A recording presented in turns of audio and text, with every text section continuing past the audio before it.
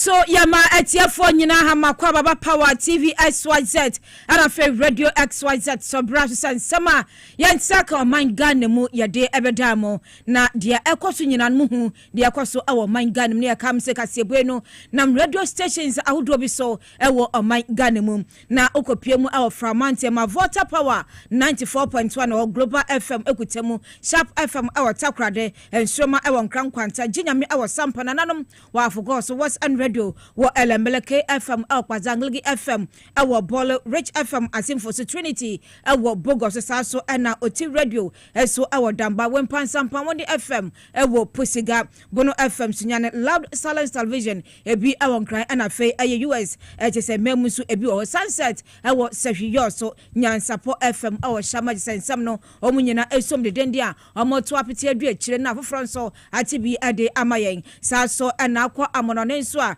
se e Apple 68 FM e Virginia USA tuning e Power 979 Daisy Radio e wo Lee Adamfa e wo Paris Live e wo UK OPD wo UK ana fe my xyzonline.com kasie no obetimi akona se kuruchiri ni nyina gu a obetimi akenkan bi e ho wodu Facebook e Power 979 ana fe YouTube e just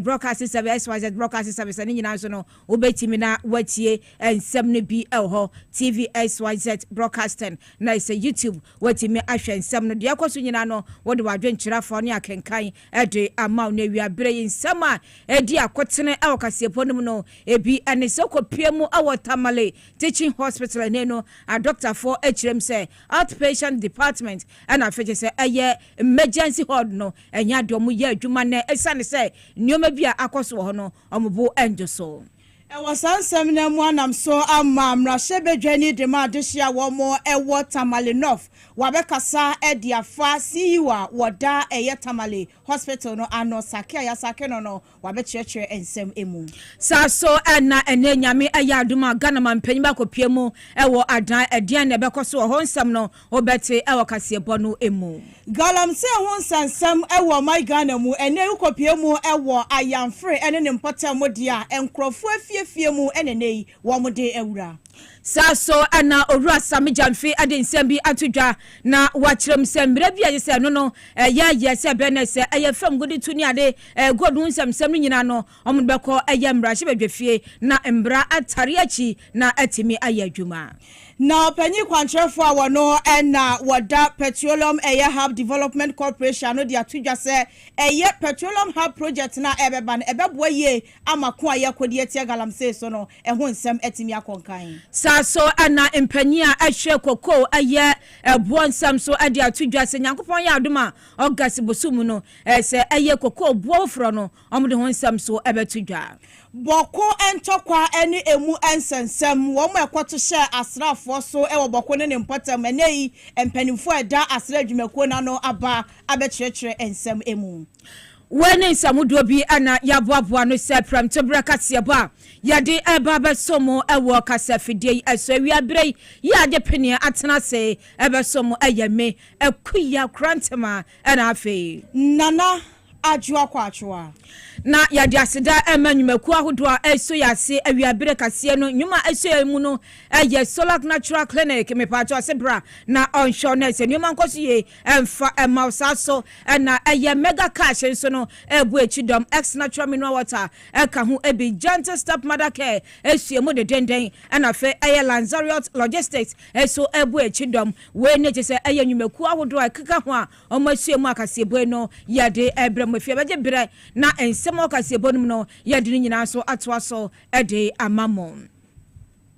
ya shansam no asia na yembohwi enko Tamale ne mpatemu yenyina yenim nsem se ebeto dwa ho wo mbra sofo hwapom de nsam so ebo anan ekopiemu ho na nyame anim na nsem bebre na no na akokoso ewo ayaresabio na entweye enti sade se okobusa ho nsam no nipa bia wa ayaresabio ne mpanyimfo a eda Tamale teaching hospital no ano no se sabio o mantimi anda suba mpadi amfa ncho sofo no ne se mrahye adwefie committee a ebo anan ekoye no e man nsem buruja na no esi ewa kire na no e no soafo no kirem se panyimpa se oda yaresabia na no se ti wo no e se o ma suspend no nanka na dwuma no mfa nti wo kakra se be na se hwem bia sefata no o mbetimi akona ndra mpanyimfo se o mo so o mo ya adwuma doctor fo a e wo Tamale yaresabia no betu dwa se anamona oswafo owura menta akando etu no se o mani nje nti o mo kasa editi aye na ye nkwankwo sori nkotia na se ne no o mo kirem se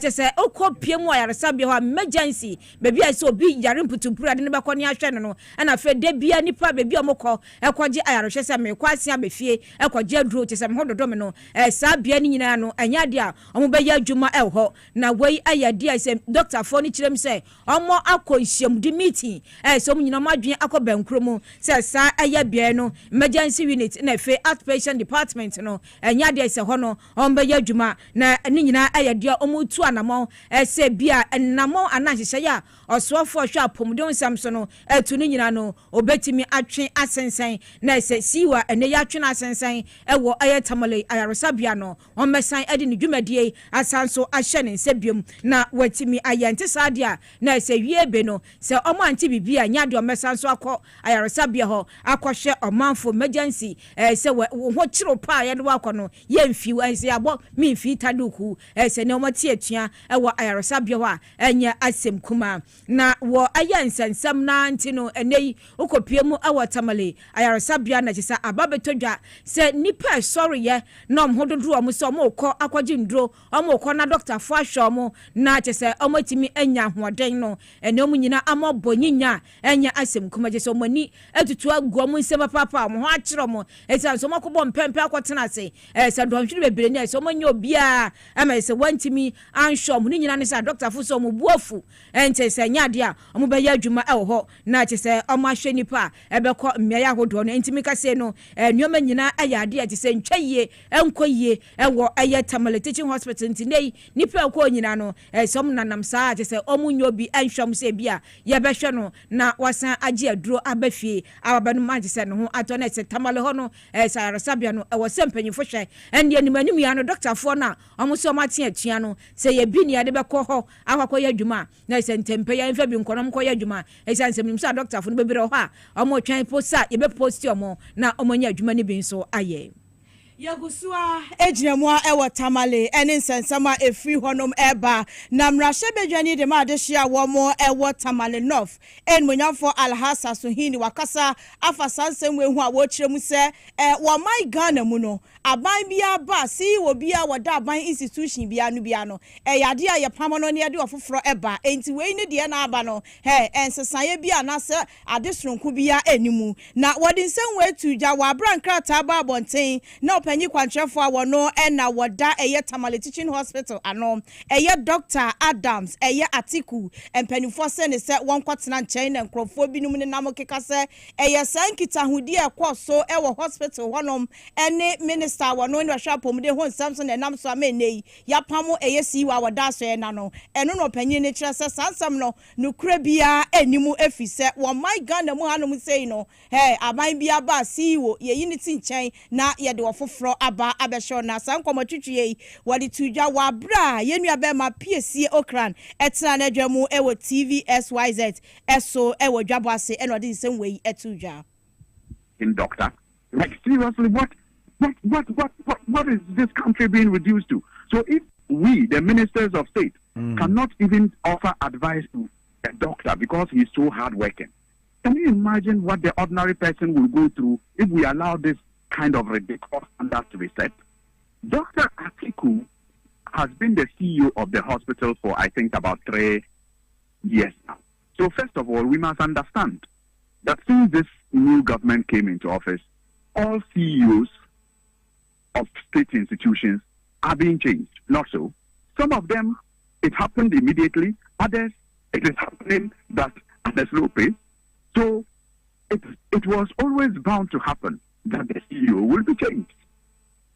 And so if the health minister, was in the process of changing the CEO, but this matter happened, and then he visits the hospital and he sees the urgent need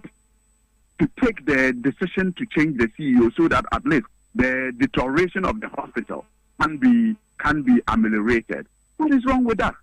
Of the administrative responsibility of the minister to reset these health institutions. The CEO was not involved in the IT. When it happened, I was in town and he invited me to follow him. So I do not to escort him there. I do not know if he had already planned it or it just came up when he got there. But what I know is that rules of state institutions have been changed since this government came to power. I won't be surprised if another CEO is changed. I also read it in the news that the CEO had been dismissed. Na chesem na shebedwani de ma de hia wo mo ewo Tamale Love eye onmonyamfo alhasa suhini na osanso ekire mu se enkrofo bebre na etnetne wonsa ewo no so se wono na yemra shebedwani ewo mpotem honom no watena wa ye nhwehan ama sansem we nyina akoso ewo ayaresabia wo kire mu se wono no yemra shebedwani e de ma de hia wo mo ewo Tamale Love na emom enya Tamale na nso no hospital no eyade a esom ade hia wo mo ewo Tamale nyina. I am not a member of parliament where the hospital is situated. That's another misconception that people are having in this conversation. I am not. The hospital is not in my constituency. The hospital is in Tamale. We are 4 members of parliament in Tamale. There is the Tamale South, there's the Tamale North, there's the Tamale Central, and there's Sanalgo. And we all serve the good people of Tamale. Now, the teaching hospital is a referral hospital for the 5 northern regions of Ghana. So every opinion leader has an interest in that hospital. And we know that teaching hospitals do not provide free health care. So the question of what we all have been doing, if it has to be, asked, need to be asked collectively. And that is what we are doing now. I mean, many times, if you ask the CEO who has been dismissed, I've held many management meetings with them over their staffing, over their security issues, over their cleaning issues, even though it is not a hospital that is strictly speaking in my constituency. But I know my constituency also access health care from that facility because it's the referral center for the whole northern sector. Absolutely. That's not the question here. Yeah. What the question here is that the hospital has been deteriorating. Many interventions that people have done has not yet lifted it to its status that it should be. The people began a social media campaign for it to be fixed. The Minister of Health was responsive enough to, pay a surprise visit to them and to assess the situation for himself. And together, we have all begun discussing how to uplift the hospital. Not even when this government was in power, even in opposition. We did all manner of things just to keep the hospital running. But that is not the question now. The question is, what can be done now? And what is being done now? And how can we all contribute to ensure what is done now improves the facility for proper health care? Na chese Tamale Love mrashe bejani eyon monyamfo alhasa suhini ena yekoko tienene no. Ya tuwaso na yako ensemfu froma na yanko aya adampa temesansi nyanente se nyankopon aya adoma se enche bie ne ya mu no Ghana mampanyewura John Dramani Mahama betu anamon akopiemu ewo adana se waka aswafo ne mpanyimfo ahodo se ewo editintimban ewo abem na se makohia dwumadie stronko se omatudin eye executive leadership program sa dwumadie nbakoso ewo adana sa no nyina hwama ne bono yenua bema wisdom advertisement se edi akire nko na de bekoso nkyerechum nyina no onfa emayen wisdom memo akwaba ya modern say yansaka wisdom head joma yebehwe say sa aye executive leadership program no kra no aye dian aswofo no beko dian dian eno mbekasa de afam na say dian so na Ghana fo aka no ya ni da kwansi ebenya wo sa dwumadie mo sanse nei no wo hwe Ghana mampanya na ni abrepa say nyeme bebre na no na achiachia ni bebre na no na atosin wo memo wo so hwe na otimi etenetene no eni nti ofo akoni ase nyina so na so oni mpanyimfo anim de ewo se eya asua hodo nim no amodin atena se na hye na nnwuma horo titiw no sankrankro ndwuma ne ade nyina so no atimi akoso anano enche bia omu ye bi ewo kwawu enti ye hwe se ene adade no ade anso na no eye business honsam ana se den honsam na ebefim abayansaka wisdom a ne nyina me na twamfoni no ede amayen Yemfi wana yemfa ye ninchemu ewo emfimfi mantema na ye kopiemu ewo ayamfiri ene nimpotamu wo manfo won potem wonum sese won so no egujam ni nyina ene se wo mo kire mu a galamsey fo ene wo madidi a e dia be rewura won afiefie mu a chese enkrofo adan ne japade a wo mo se no ano odin ye pe no nam so amade hye won potem honom sese dia won yam ehhehye wo mo na wo mo kire mu a sa galamsey fo ya wo madidi a dia be rewura enkrofo afiefie mu ene wo mo da hokora na won yan hyehye wo mi unipa wo da won ano eyo panyi bi efe ne se eja yawo na maame ba kwa sese wono chese baby a wote de wo mo kame ese ne dan ne kra de bedwira gu a enisa eye Mrs. Dina Japan woni nsantwafo atwetwe nkomo achechim se de nsem no esitie ai na pesus for 2.4 de o makon sa dan no wo me ni area eti the dan no pesus for ambugu no to obi ant me pesus for land ko so my nipa resettlement why sin say won nyame dia eti no makotu sa dan na se atugu dan ni nyina tu manwo kese atome ne nipa no ehye no so abigwa my me garden wo me land me share so ti amna kese ne da ho me so ha nkra wa ha me mo mo ane niam wa ha say na resettlement because sunsunti obi any area ha aka me nko ni me kunu ni me ma na ti area o e plot me boy ne friend na jaya odi ni clues no to o mo aka o mo count dem ni mo ne workers na ye adwuma eti ono wa betu wo say ho ne nya media ba enne ni kwa woman bi wa ha wa friend say woman na ama woman ni 100 million so ofa me pata me say wa beba ho wo ha wa nye den wa nwe cash am ka che woman say mingi afa de woman ne be ka che am sa ase ne kra ba bi o matu dan no enya media eti me se pesus for say o ma resettlement na land ni nyina ya o mo dia dia omumra no mesha galamsey for no mkata asase ni because won't me baby am teme ne me nkra na ti wo bi ani ho no mo but to mo o nyina because of SMT almost 12 years say 18 years so say mo be stop work 2012 want me antu ye mo sisi ya na yeti anti e dey na mo san makwan ma dia my resettlement no mo ba be bo man wo ato me hia so say ho nya media me sumi ni say pesus for mo na my resettlement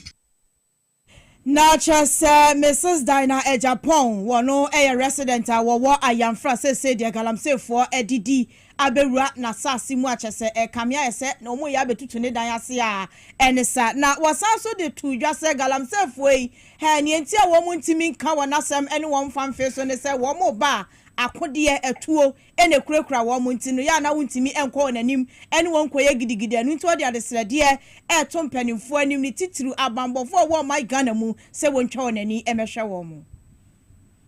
pesus for no mo krom ya no bibia mbeye bia o mo se abaya ma o mo tumi abaya ma o mo permit se o mo fancy nipa de nipa na wo so yema no cross abaya na ama ne sa permit no enti ye ni anu a ye ni o mo tumi challenge eti abaya na wa ba fufro o ma na ye hu se ye wo right wo bibi hu enye pesus for nkwa na o so de tumi ni sha o mo nsem oba na obetu afu ade ope na ochia wo ka obe say wo dan ade ope na ope so oye ma because me na me see me dan me na me ni me value ena wo se me de me bo to dan ne so enye government na wo so de po ema pesus for so mo fa metua me ka because labors for kra o mo charge ye adwuma no bia wo ne price a oje eti government ti me value this a wo ka se government wo obi nji 1000 obi ba obedu 2000 eti wo ti me fa value e media the same emfa mo obi asa you see the nye na Talazo house because and we got Talazo house fra e dan a etwam 2 dan na esi wa nye ne dan ah pesus 40 me abegina sisi as a government am mo value say 12 years no obeji ye no was or marking who stop work or the red pen fa ho wan twa ya ka wan ye hye 12 years no me back to our timechi wan yin metimi ne na dan eti se me ye dan fo from me bat na ma omo say time na adru no ye ba na dining count ye nchia woka eti bubu dan ti ama bebre wo ha o manko na chese Mrs. Dina Japan ena ye kokotie ne se de he galamsey fo ene no edi ne nwonwonwonwon ewo ayamfre eno ewo finfin mantem no emu amanebo ene kokotie ye no na sadia etie kura se sambre no orura amakofi bo ahye se galamsey fo no nyuro obi ape ba bi mfa mami asema okay asa ye mining company ankasa ena wo ye saade pesus ye mining company na chese enye illegal galamsey. Yes, a company and casa no mudi say Jumasa. Whatever it is, and I was almost say, yes. Nipper Tintam Wansa. Omukotu no omu esi dan na ombesi ne pepepe aka mmiri bia Kenya ase ho number 2 ose number 1 ye tu omu se de esisi mu omu no nya dan keto a dan no chese se bi okuko guo bi enti se mo ya de no ma nia beboa na se nipa atenra no ho ato no se bia kosi dan ketenketen bia e de amom ye nto aso na yenko ensem foforo mu Acting Chief Executive Officer Dema Ghana Gold Board Eyo Ura Sammy Gyamfi na odi nsem bi atudwa akirem se mbra mo ye na omde atai dwumadie no achi no nyankopon eya adom na se mbra hye bedwafi a sambra om kwam gie mu no so mo samba pena sansem nyina bakoto omanim na mo hwete eye airline no he na wo se yeshom na yade boa nom de om nsa hyase na atimi aboa se be na se eye omdwumadi ankasa no ebetimi akoyi edi amomode sansem itudwa wo mbra no nsem twerofo ekasa achecho mudwumedie ne nhyehyɛ ne bia ya omoye akwakodo nsemode tudwa no moma yentie bi 2462 will be revoked by the NDC Mahama government immediately parliament resumes. There were legal issues as to whether or not it should be amended or it should be revoked. Because there was a school of thought that revoking it could lead to a certain vacuum. Okay. And that what had to be cured was the discretion or power given to the president to grant mining leases for people to mine in protected forex zones. Then there was another school of thought who said that, look, let's revoke the entire law. And even if we get a vacuum, we can't come up with a new LI to deal with that. But LI 2462 is poisonous. It should go in its entirety. I think those who make that argument have won. And we are a listening government. Before I came here, I spoke to my senior brother and boss, the Honorable Attorney General and Minister for Justice, Dr. Ayine, and he gave me the assurance. He says, Ame, it is ready. Immediately Parliament resumes. That LI will be revoked. The most important thing is that even before the revocation, government has begun. Na we ayansema Ora Sammy Gyamfi aditudwa wambra no ne nsam twerafo atwe nkomo ede afa Ghana Gold Board omudwumadie no ehum Yemfa yani entremu ewo boko ene ne mpota moment me ho ase ama ne homene so a enei ama asrafo binum ene enkofo bi akwoto ahye won so na sa attack yi ene nam so ama eye Ghana Armed Forces empanifo a wo mo eda no ayensentwefo hyiamu achirechire ensemu ne nam so achese kwafa sa attack we nyina ede ebae na numu no mo da na di se wo mo behwe na asem no wo ma hwehwemu akositire se twan wo mo ye se ne amo ho sem ni no womo ebe hye se wonsa beso womu na afenso botaye si wonani so obehwe ama asumdue mapa fa ne ntuma pa ede afra ewo boko ene ne mpota mo so no womo atu eye eho anamo yentie mpanimfo yi ensem a womo ede tu dwa no ebi to assure the people of Bawku and the entire nation that the Ghana Armed Forces is committed to its responsibility of protecting lives and properties. We will not relent in our efforts to create an environment conducive to peace and security. Let me, however, serve a word of caution to all, especially those fomenting the trouble in Bawku, that their days are getting numbered. Any attack on innocent civilians or any military personnel will be considered as an act of extremism and will be met with the deliberate full strength and resolve of our forces. There will be no safe haven for those who choose the path of violence. We will pursue every individual involved and justice will be served. We will urge the youth, lay down your arms and return to the path of peace. Your future does not lie in bloodshed, but in building, learning, and growing your country. na chesenia ye kotie ye chief of army staff Major General Lawrence Kwaku Betanu na ye kokotie ne efa attack ya akọ military for eso a womo ewo boko na ba enso wa wo nyina na wo makokoden aboa amasumdwe mapa afa ne ntomapa ediefra ya twaso na yakwe na yanhwe sansam debi elho ema Ghana kokko akuafo nyina panyi kwankyerefo ohwe akire ewo cocoa board Dr. Ransford Abe adi nsem bi atudwa na wachirem se Ghana akuafo nyina enkamobo entu omuyemesan se yewura John Dramani omatimi anesa pepe adi amomom na ochirem se bibi fufuru bia beba wiebe bedu August bosumi mu no na se akuafo no etimi ati asemde na aboa na odisansem atudwa chirem se kokko akuafo a ewo Western North Mansino emu anamantem ne mu na fe Ghana akuafo nyina no na sanhye peiso eko edi amomo na nensem odi tu yo chirem se sawhwa na ewom se Ghana cocoa board ankasa po no se ka suom no enye sika suom na nso nyine mu omoye se de ometimi aboa na se akuafo nso no niama etimi akoyi edi amom te obi wo ntwa ne kokko nkasa bia sika mfi moment no ye de koya galamsa na ye de ko tufa magudie na mom no akuya nsam so no ebetimi akoso edi amansama Dr. Ransford Abe edi tudwa no ebi enie oil campaign ogo kan say cocoa board was bankrupt. Cocoa board truck krata tinti ekire ne say onim cocoa mo onim asmoka. Cocoa board is not bankrupt. Cocoa board is strong. Cocoa board is only for us to take over to find out say no knowing say cocoa board na esi ho no say any other company or my friend insolvent company na gu say one koton ade no 26 that went to me and supplier and kasi e buy no 66. This is what we have to face and being very dishonest no would say why I say kra no about 20 no and now increase adeno to 31 it one kasa kra no oji cocoa na 31 na wa ma no wo the haulage ni LBC kan wa 4000 you wa onim say cocoa no what on 26 it also compare $14 oh baby just to meet cost price o man peri jo mama but that you say e was say ekuafo no enya emfaso but I was say e mamu hu no kra e wo mu this year season no you expect to see e be open in August 25-26. Now you be open in August no, you be ma new producer price. Now new producer price no so no, you be change your code man. We ayansama ora Randy Abe ade atudwa no ne panye se cocoa board yapa no se onhwe akire nti se akuafo no se nyame ya adoma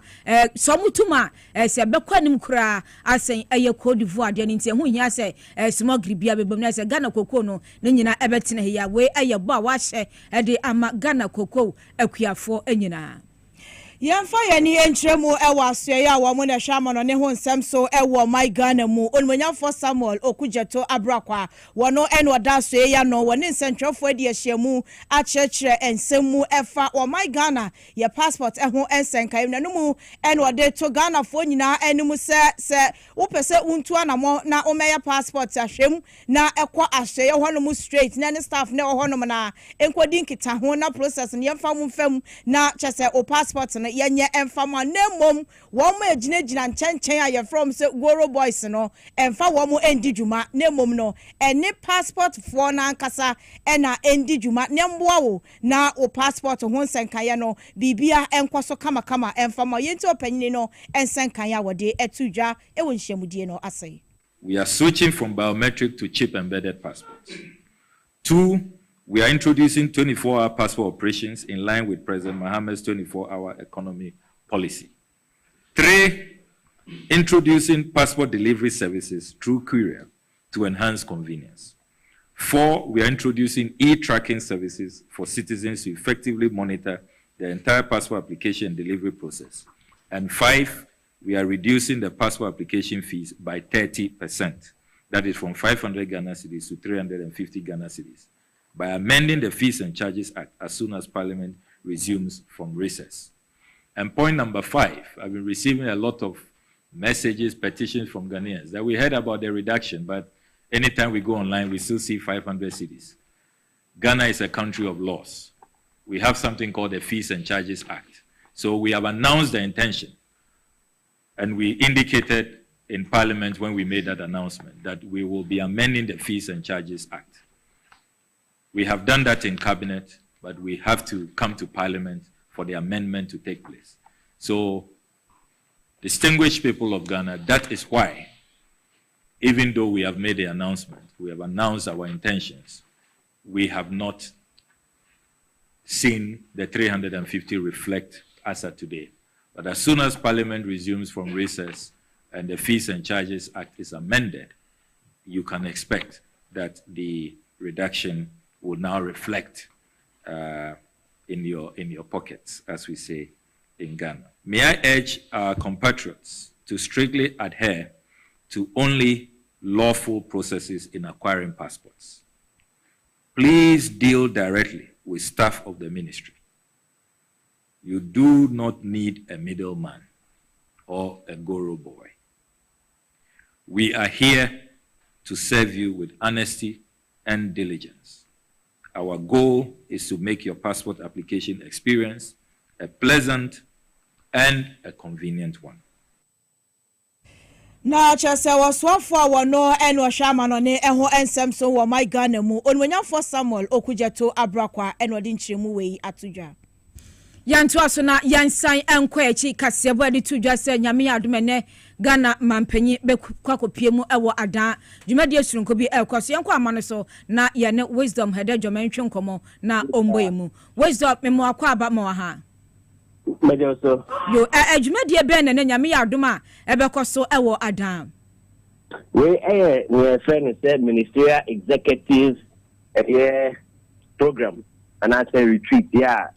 threefold intinedi kind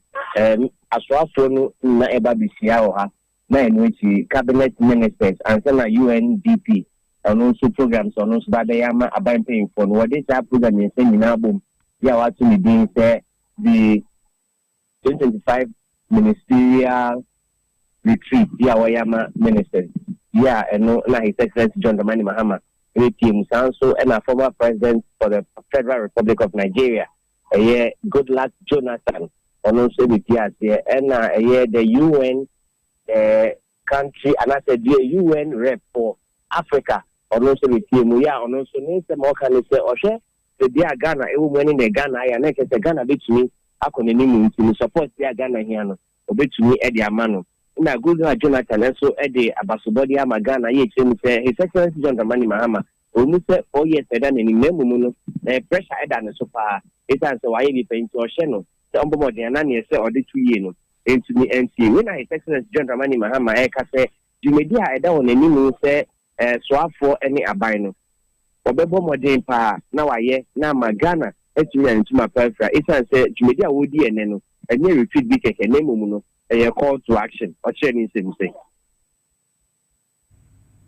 empathetic, that is disciplined and accountable leadership that is not defined by titles but by service, that is not defined by slogans but by substance. And so I issue this challenge to each of you to lead your sectors with vision and integrity, to champion innovation, make decisions based on facts and data and not on guesswork. Spend public funds wisely and judiciously. Reject opulence. And never forget, your first duty is to the people of Ghana and not to your own political survival, not to the applause you will get, and not to your personal gain. At the same time, let me offer a word of hope. We are not alone in this journey. Ghana is a country of immense potential. We have a resilient population, a rich natural resource base, a growing digital ecosystem, and a proud history of leadership on the continent. Excellency John Dramani Mahama, Wabrana, Ode Kokobosem Emma, Aswafo, ni se wombo modia na wonfa mindie any integrity and ate mudie ni pepe enfa endi onjuma eno echi no chese imebunu ye wo Ghana no nya de bebia na wo hwe no mu opeka kredi obedi no nya we ode otibeto eno ni na be hia ye ni nti wa fresh edumedie se betumi aboa na aban ni so ade hu a ese ohwe na Ghana isimbe ka behwe no watumi amano abemu. With this team reimagining leadership in a reset Ghana, it's more than symbolic. It is actually a call to action. We're not here simply to orient ministers. We're here to shape a collective mindset, a shared vision for leadership that is people-centered, that is innovative, transparent, and that is transformational. Ghana needs more than just competent administrators. We need bold reformers, ministers who will lead with courage, who will say what needs to be said, do what needs to be done, and who will stand by the truth even when it is inconvenient to say so. And that is what leadership demands at this moment. My brothers and sisters, the problems we face are real, but so are the solutions. We can rebuild our economy, we can create jobs, we can restore faith in governance, but we must commit to the hard work. You were not appointed to occupy space. You were appointed to solve problems. Let me remind you of the social contract we have entered into. The Ghanaian people expect us to deliver, and we must not with excuses, but with results. I've said before and I repeat now, this is the legacy term of my presidency. I intend to make it count. I intend for it to matter, and I expect that every member of this administration will do the same.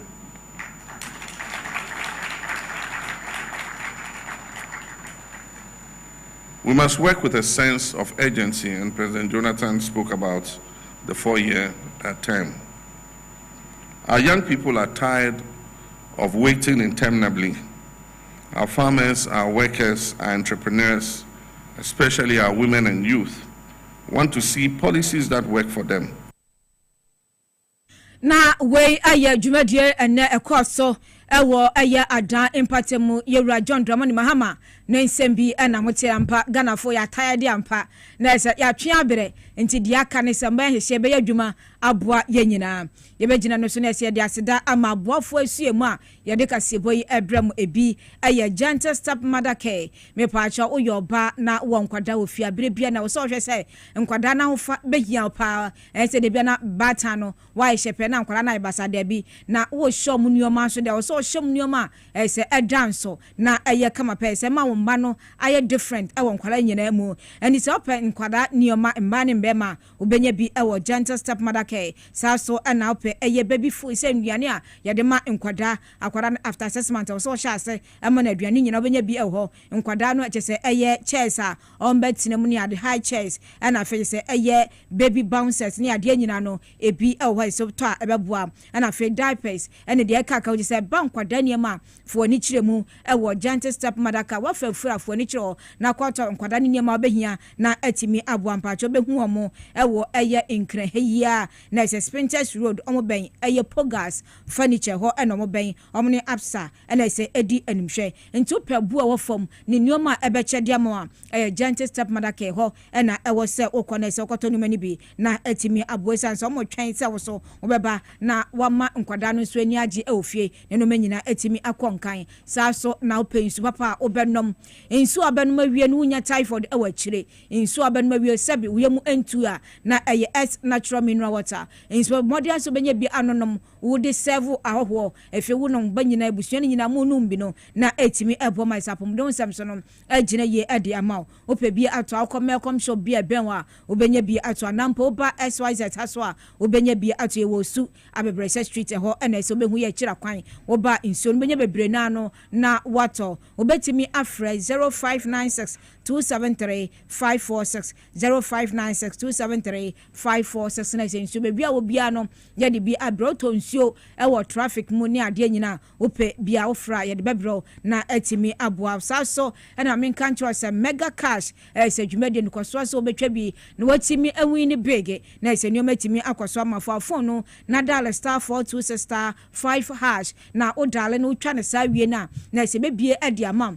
boxes makoma nsia na wom bia sika se mu odu hyehye na se obetimi atwa se bia 5 series ana se 10 series dia se wa hoden ebe so bia na se utwa obetimi adi bafu panti kwaso na se wo so one mega cash no nto kase na nioma enkoye emfa maw se eye mega cash lucky box na se wo so wetimi adi nioma bebre na sika beboa na wo so wani agiye pa me pa cho men kanfo solar natural cultural clinic emfa emawo oma kwadare ewo apomuden nsemu ayarehwe kyesa wokwa ombetu yade ase ade amam a doctor fo nim defo ewo ho omwo ndu papa infidie be kire bia yade ne hye ne dia eyo poten omatimi adi ndro nso ade amanti be pa chow sa wo hwe na de eye kidney ho nsensem anase liver ho nsensem anase eyawo na se nipa bi adi twa mpo a ni nyina akọ na kyese solak fo mpanyimfo a doctor fo be hwe na wo so wanya ba ade ato na so anase obi atena se a na se tata ni nyina no okọ solaka ombehwe nkra na omo kokomlemle betimi afro mo ewo 0553 932 631 0553 932 631 na oni omo nkaso mo mboa na isapom don sam no so no enko ye pa emfa emma sa so na obisi openipa isenim tirebo pa wakodare mum na one no aye adwuma me pa acho nim se eye kanro ne rasta ne de ka hu unim bi ba adwuma wo ho emma o se bosumi aketua na e kama frɛ 0246 473 271 0246 473 271 ese ensan dwuma itreboyi unim bi eye rasta ne ade utimi ebobi bia na ese salon no ewo no ewo ha acho enti ese otintem ho ben ho a obetimi afre number no na oni o makase na ese akatua no so no eye kama sadia medical ka no na ese welcome pay omomboa na oso wadwuma usua sabi untimi mbo okia osesia no wonyanka krakra edi ahwitwa ho efe ma mefa nko airlines Zariot Logistics omo anese omo de eye ese enduane nduru kama drinks papa edi abese beboa ebi eye cold milled seed ese no so no ma e boost immune system no edi emau na ese emau energy stronko emau timi enante kama sanso enomo de eye organic pomegranate insu juice ni bi aba unya bi no mebetimi asiesie na ese nioma etimi akoso ye di amau ndi so open duduo mu a mepa acho free de bebrom na efenso opeso ye distribution edi mo amonso a mepa acho ni nyina no obetimi afre no age drinks bi no aton na aboa na apedodo so a okọ Little Georgia obenya bi ato tema committee 5 sanso ena Ketes Live Organic Shop sewo Medina Melcom achiwo so no obenya bi ato ewo frɛ 0539 982 593 na isa usu bebia wo bia no amomfa bi embro na nioma enkoyie hu na no bibia na se aboa na pomodon nsam no akoyie adiamo enu nti agina no so ne atwie hu ye ba de aka ye de ato aso amamo.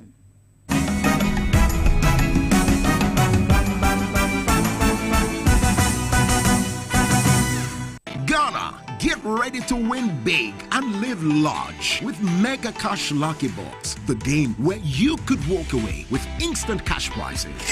It's easy to play. Just dial *426*5# on all networks. Follow the prompt, pick a lucky box and reveal your cash prize. It's that simple. Win massive, up to 500,000 Ghana cedis. Don't miss your chance. Players all over Ghana are winning now. I won! What are you waiting for? Dial *426*5# or visit www.megacashluckybox.com and play on our web portal. The minimum to play is 5 Ghana cedis. Your lucky box could be holding that big cash prize. Mega Cash Lucky Box. Dial *426*5# and win instant cash today. Don't wait. Remember, terms and conditions apply and is annually approved on the Caritas Lottery platform.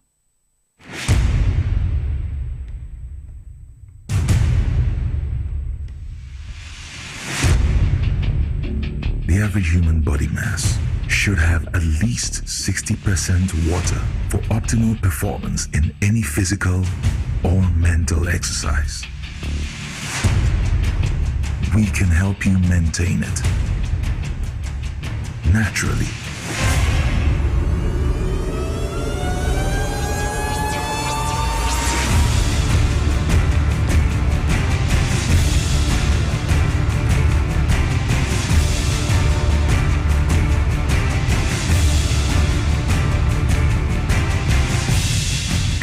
Natural mineral water. Simply natural. For bulk purchase, call 0596 273 546 or 0596 273 547. This advert is FDA approved. Welcome to the Royal Dazzle Event Center.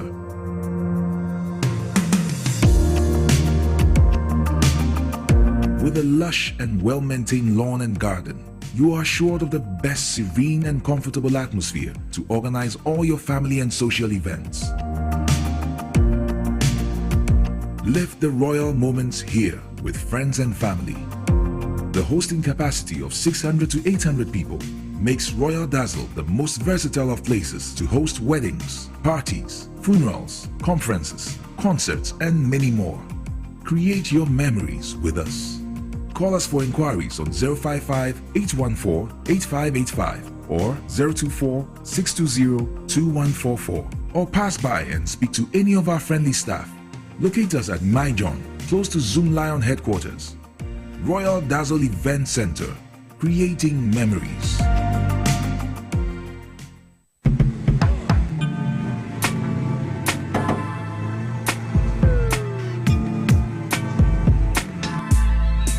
Welcome to AutoCheck Vehicle Diagnostic and Licensing Center.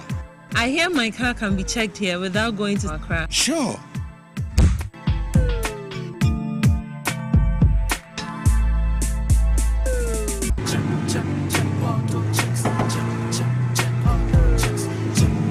Emission, check. Alignment, check.